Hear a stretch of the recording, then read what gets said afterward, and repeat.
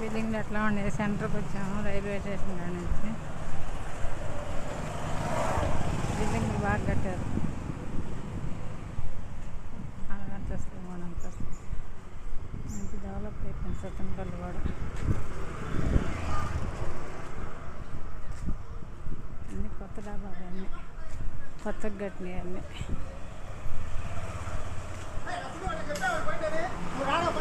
ముందు బిల్డింగ్లు ఏం లేవు, తక్కువ. ఇప్పుడు అన్నీ కొత్తగా కట్టిన బిల్డింగ్లు అన్నీ కొత్తగా డెవలప్ అయిపోయింది.